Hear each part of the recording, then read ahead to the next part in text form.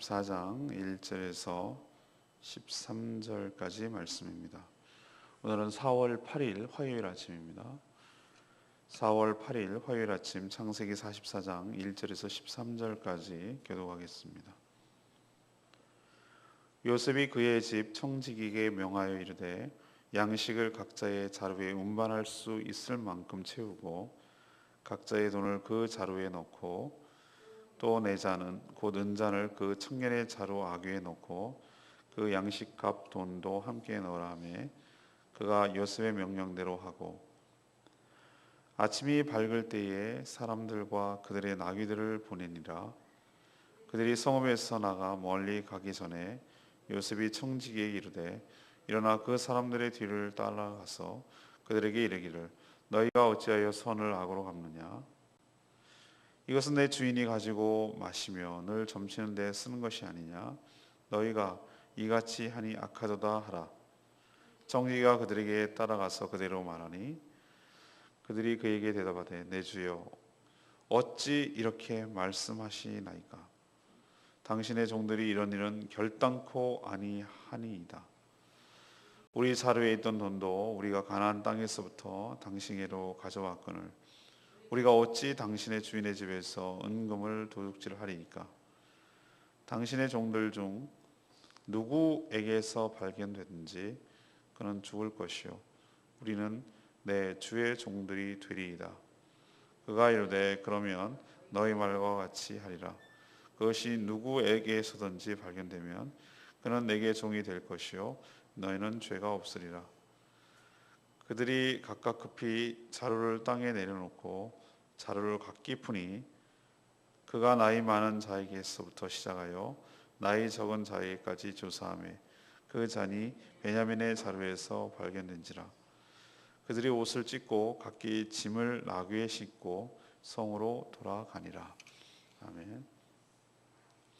이 요셉은 청지기를 시켜서 운반할 수 있을 만큼의 양식을 채우고 또 각자의 돈을 그 자루에 넣으라고 지시했습니다. 특히 막내 베냐민의 자루에는 이 요셉이 자주 사용하는 은잔을 그 안에 넣고 떠나면 얼마 가지 않아서 은잔을 훔친 도둑으로 몰아 세우라고 시켰습니다. 그리고 청지기는 그대로 하였죠. 형제들은 정말 황당하고 억울했을 겁니다. 자신들의 결백을 확신했습니다. 그래서 범인은 죽고 나머지는 종이 되겠다고 장담을 했지만 청지기는 범인만 종이 되고 나머지는 가라고 그렇게 얘기를 합니다. 그래서 쭉 조사를 하는데 자루를 풀고 보니 이 베냐민의 자루에서 요셉의 은잔이 나온 것이죠. 이제 베냐민이 종이 되게 생겼습니다. 그들은 가도 됩니다. 그렇지만 그들은 옷을 찢고 동생 베냐민만 남겨두지 아니하고 함께 애굽으로 다시 돌아오는 내용이 오늘 내용이 되겠습니다. 하나님도 우리의 신실함과 인격을 시험하십니다. 요셉의 형제들은 모두 일이 다 원만하게 진행되는 것에 아주 만족해하며 기뻤을 것입니다. 1차 방문 때와는 전혀 판이한 요셉의 태도도 그렇고 이제 시몬도 풀렸고 양식도 샀고 베냐민도 무사히 돌아갈 것이라는 생각 때문에 그들은 하나도 답답하거나 억울한 일이 없었겠죠. 아주 기분 좋게 출발을 하려고 했습니다. 하지만 요셉은 청지기를 통해서 형제들의 짐에 돈을 도로 넣고 특히 막내 베냐민의 자루에는 자신의 은장까지 넣으라고 그렇게 지시합니다. 그리고 집을 떠나서 고향으로 돌아가는 길 멀지 않아 얼마 가지 않았을 때에 그들을 뒤쫓아서 자신의 은잔을 훔친 도둑으로 몰아세우라고 시켰습니다. 요셉이 왜 이런 일을 시켰을까요? 노골적인 보복은 아니지만 이런 식으로 은근하게 형제들을 괴롭히고 또 그것을 즐기려고 하는 보복의 일종일까요? 그렇지 않습니다. 요셉은 이 일을 통해서 형제들이 과연 20여 년 전에 자신에게 한 것처럼 막내 베냐민을 버릴 것인지, 혼자 놔두고 자기 살겠다고 혼자 떠날 것인지, 아니면 베냐민을 구하려고 애를 쓸 것인지, 그것을 테스트, 시험하기를 원했습니다. 그래야 형님들이 자신의 잘못을 깨닫고 진정으로 뉘우쳐서 용서를 구하게 되며 형제간의 진정한 화해와 용서가 일어나서 하나님 나라의 근간을 이루게 될 하나님의 택한 백성 12지파의 근간을 이룰 수 있기 때문에 그렇게 한 것이죠. 우리에게도 하나님은 요셉처럼 우리의 믿음을 테스트, 시험할 때가 있습니다. 그것은 우리에게 어려움을 주시려고 그러는 것이 아니고 진정성과 그 마음에 우리의 마음의 속마음을 아시기 위하여 그렇게 시험하시는 것이죠. 잘 알겠지만 시험에는 우리는 그냥 시험 이렇게 표현합니다만 그 시험에는 다양한 뜻이 있습니다. 공부를 얼마나 잘했나 하는 것은 그 테스트의 일종이죠. 시험 들었다라고 말하는 것은 이것은 템테이션, 유혹에 빠졌다, 유혹에 넘어갔다, 이런 의미입니다. 전혀 다른 얘기죠. 하나님께서 우리에게 템테이션, 유혹을 하지 않습니다. 하나님 우리를 테스트하십니다. 정말로 잘 통과하고 있는가? 믿음의 수준이 어느 정도인가? 축복을 받을 만한 그릇이 됐는가? 진정으로 화해하고 용서하고 형제를 위하는가? 이런 것들을 테스트하셔서 하나님께서 복 내려주시기 위하여 우리에게도 하시는 것이죠. 아브라함이 이삭을 바치는 것도 아주 대표적인 테스트라고 할 수가 있겠습니다. 몇 번 말씀드렸으면 우리가 이 캄보디아의 몬돌끼리 교회에 이 우물 파는 것을 하나님께서 주셨을 때, 그런 미션을 주셨을 때 우리를 하나님께서 우리 교회를 달아보신다는 느낌을 제가 받았어요. 테스트하시는 것이죠. 정말로 선교에 대한 꿈이 있는가, 비전이 있는 건가, 그럴 만한 믿음이 있는 건가, 우리를 아주 적절할 그 액수를 제시를 해서 쉬운 것도 아니고 그렇다고 아주 가벼운 것도 아닌 다 그 정도, 그게 테스트죠. 그 정도를 주셔서 우리 믿음을 달아보시는 것이죠. 잘 통과하면 엄청난 축복과 경험과 기적이 우리에게 펼쳐지는 줄로 믿습니다. 믿음을 가지고 하나님 앞에 나아갔더니 앞날은 하나도 한치도 알 수 없지만 이것으로 인해서 큰 어려움이 생길 수도 있지만 그러나 믿음으로 첫 발을 딱 내딛고 나니까 나머지는 하나님께서 책임져 주시고 인도해 가시는 줄로 믿습니다. 이걸 통해서 우리는 어떤 게 생기냐면은 하나님이 하시는 일을 보는 것이고 우리가 믿음으로 행할 때 어떤 결과를 가져오는지를 분명하게 보여주시고, 아 그렇구나, 이 어려움들을 이게 어려움이 아니라 우리를 단련하고 더 큰 축복을 주시기 위한 하나님의 축복의 관문이었구나, 시험이었구나, 이렇게 생각을 하게 되는, 우리도 체험이 있게 되는 것이죠. 마찬가지입니다. 하나님께서 여러분의 믿음을 달아보시고 여러분의 믿음의 수준이 어느 정도인지, 신앙의 수준이 어떤지를 달아보시기 위하여 우리의 신실함과 인격을 때로는 검증하시기 위하여 심할 때가 있는데, 그때 여러분 잘 분별하시고 잘 통과하시고 넘어서서 하나님의 놀라운 축복을 받아 누리는 저와 여러분 되기를 소망합니다. 두 번째는 하나님의 섭리와 역사를 믿음으로 받아야 합니다.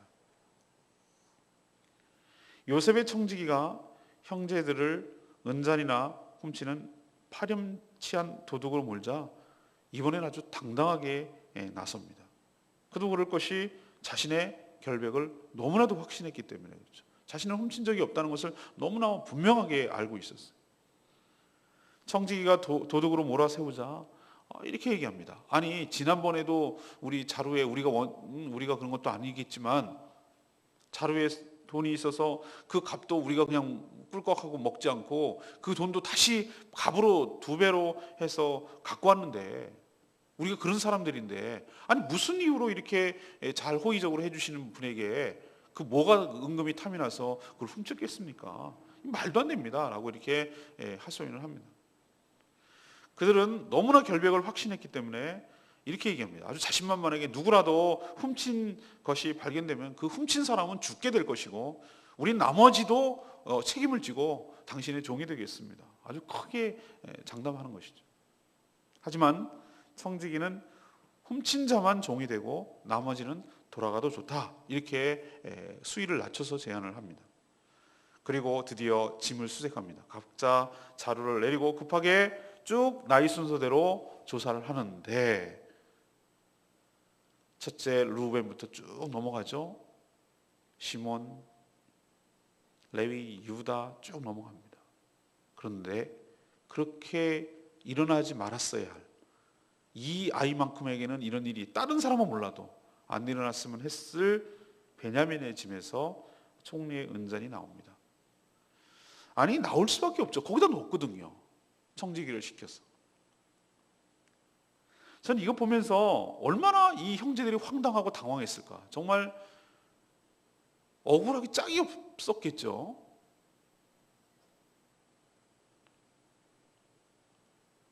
저도 오래 살진 않았습니다만 인생을 올곧고 바르게 살아간다고 해서 모든 것이 순리대로 자기 생각대로 잘 풀리는 건 아닙니다. 인생은 모순이고 아이러니 같아. 도무지 이해할 수 없는 일들이 우리 삶 속에 일어나는 것을 우리는 경험할 때 당황하기 쉽습니다.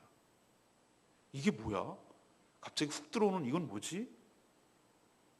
내가 뭘 어떻게 했길래 이러지? 이런 식의 당황스러운 일이 왜 안 일어나겠어요?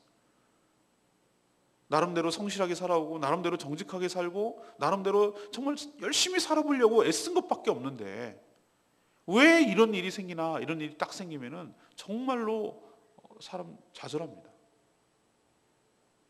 그러나 이렇게 이해할 수 없는 우리 삶에서 일어난다 하더라도 이 모든 상황을 육신의 눈으로 볼 것이 아니고 이 모든 상황을 우리를 선하게 인도하시는 하나님의 섭리와 하나님의 역사로 바라볼 때, 당장은 내가 그 상황 속에 있기 때문에 이해가 안 가는 일이고 답답하고 억울하고 그런 일처럼 느껴지더라도 그 모든 것을 이용하셔서 합력하여 선을 이루시는 하나님, 그 모든 것을 통하여 우리의 믿음을 더욱 증가시키고 또 우리에게 더 큰 축복을 주시고 하나님의 거대한 계획과 꿈을 이루시기 위한 하나의 아주 작은 에피소드, 하나의 과정에 지나지 않는다는 사실을 믿음의 눈으로 바라보고 그것을 믿을 때, 하나님의 그것을 신뢰할 때 결코 나를 버리지 아니하시고 결코 나를 이것이 나의 끝장이 아니고 나의 마지막이 아니라는 사실을 믿음으로 받아들일 때, 그리고 믿음으로 그것을 인내하며 그것을 극복할 때 하나님께서 그 믿음을 귀하게 보시고 이 모든 것이 지나간 후에 그렇게 될 수밖에 없었음을, 그런 일이 일어나야 될 이유가 있었음을 우리도 확인하게 되고 하나님의 그 깊으신 경륜과 그 오묘한 섭리와 탁월한 지혜 앞에 우리도 무릎을 꿇고 탄복하게 될 날이 올 줄로 믿습니다. 형제들 입장에서 보십시오. 당장은 이건 완전히 억울한 일입니다. 그러나 이 일로 통해서 마치 요셉이 그 형제들의 믿음을 테스트하고 형제의 화해와 하나님 나라를 세워가는데 밑거름이 되게 하려는 그 뜻을 그 당시는 도대체 이해할 수가 없는 것이죠. 그러나 우리는 다 알고 있습니다.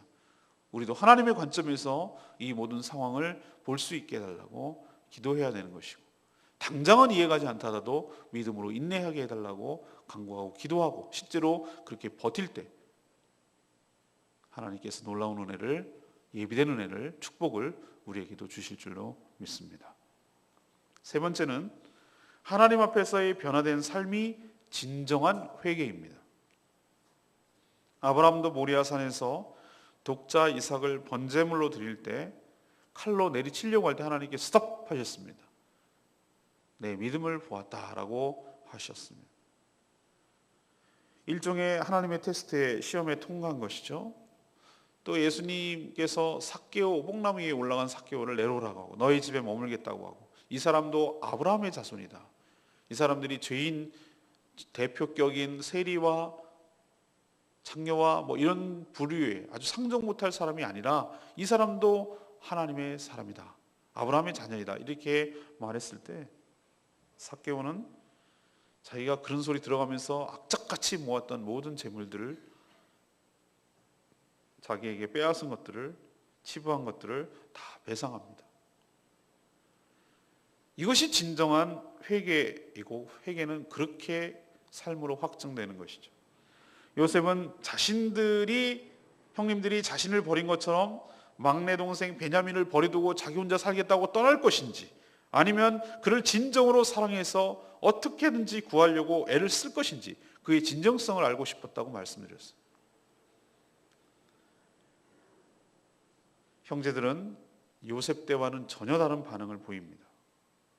분명 청지기가 훔친 범인만 종이 되고 나머지는 집으로 돌아가도 좋다고 했음에도 불구하고 그들 모두는 옷을 찢고 짐을 나귀에 싣고 다시 애굽으로 돌아오고 있습니다. 옷을 찢는다는 것은 회개의 표시입니다. 다시 돌아온다는 것은 연대 책임을 지겠다는 것입니다. 결코 베냐민을 혼자 버려두고 떠나지 않겠다는 자신들의 의지를 보여주는 것입니다. 자신들만 살지 않겠다는 뜻이죠. 이렇게 그들의 삶은 전과는 달라졌습니다. 삶의 변화가 진정한 회개인 줄로 믿습니다.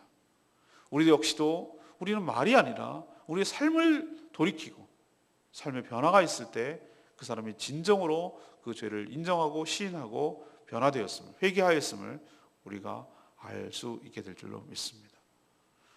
오늘 내용의 말씀 7절 말씀, 당신의 종들이 이런 일을 결단코 아니하나이다. 요셉의 형제들은 청지기에 큰 소리치며 장담했습니다. 예, 우린 다 알고 있습니다. 이들의 말이 맞습니다. 그러나 결과적으로 그렇게 되지 않았습니다. 누구도 자신의 삶에서 장담할 수 있는 자는 없다라는 것을 보여줍니다. 자기 의지와 상관이 없이 오해를 받기도 하고 모함을 받기도 합니다. 또한 큰 소리치지만 자신도 연약해서 쉽게 넘어지고 죄를 짓고 타협하고 그럴 때가 많이 있습니다. 우리 누가 감히 하나님 앞에서 자신 있게 장담할 자가 있겠습니까? 생명의 삶 공부하면은 느끼지만 죄의 여러 부분에서 두 번째 죄, 이런 얘기를 합니다. 죄는 미래가 자신의 손에 달려 있다고 생각하는 것이다. 장사 이야기를 하면서 오늘 내일 여기서 머물고 어떻게 하고 장사하리라, 여기서 이득을 보리라 하는 자예요. 그렇죠? 오늘 밤에 데려가면 그 누구시 될 것이니, 네가 장담하는 것이 선한 줄 알면서 그것을 행치하는 자는 악한 자니라. 거기서의 선함은 미래가 하나님께 달려있음에도 불구하고 자신에게 달려있다고 생각하고 큰 소리치며 살아가는 삶의 태도가 바로 죄라고 말씀드렸습니다. 맞습니다. 우리 인생은, 우리 미래는 내가 주인이 아니고 하나님이 주이신 줄 믿습니다. 내게 달려있는 것이 아니라 하나님께 우리의 인생이 달려있는 줄로 믿습니다. 그 점을 명심하시고 하나님께 나의 삶을 의탁하고 하나님의 주도로 내 삶이 풀어가는 것을 기억하고 늘 하나님께 주권이 있음을 기억하고 겸손히 행할 때 하나님께서 여러분에게도 때를 따라 도와주시는 은혜를 주실 줄로 믿습니다. 오늘 세 가지 말씀드렸습니다. 첫 번째는 하나님도 우리의 신실함과 인격을 시험하십니다. 이 테스트에서 잘 통과하시고 믿음으로 승리하는 저와 여러분 되기를 소망합니다. 두 번째는 하나님의 섭리와 역사를 믿음으로 받을 때 영안이 떠지고 우리가 그 시험을 잘 통과할 수 있게 될 줄로 압니다. 세 번째는 하나님 앞에서의 변화된 삶이, 이것이야말로 진정한 회개이지, 회개는 말이 아니라 삶에 있음을 우리도 고백하게 되기를 원합니다. 오늘 말씀 붙들고 기도하는 시간 갖겠습니다. 은혜송복 80장 부르고 함께 기도하겠습니다.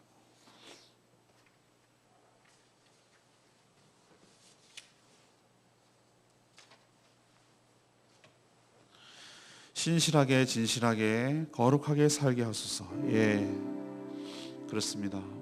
우리가 누가 감히 함부로 우리 인생에 대해서 장담할 수가 있겠습니까? 하나님 앞에 의탁하면서, 하나님 의지하면서, 내 주인 되신 하나님을 의뢰하면서 하나님 거룩하게 살게 하여 주시옵소서. 간절히 기도하는 시간 갖겠습니다. 찬양 부르겠습니다. 신실하게 진실하게 진실하게 거룩하게 살게 하소서. 진실하게 진실하게 거룩하게 살게 하소서. 하나님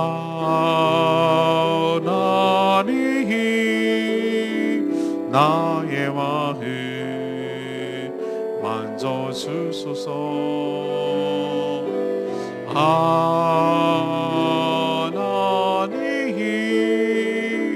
나의 영혼 새롭게 하소서. 신실하게 진실하게 진실하게 거룩하게 살게 하소서. 진실하게 진실하게 거룩하게 살게 하소서. 하나님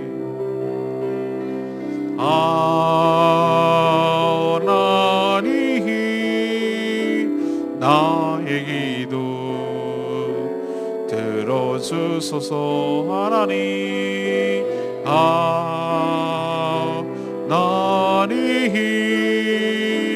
주의 길로 인도하소서. 오늘 말씀 생각하면서 기도하는 시간 갖겠습니다.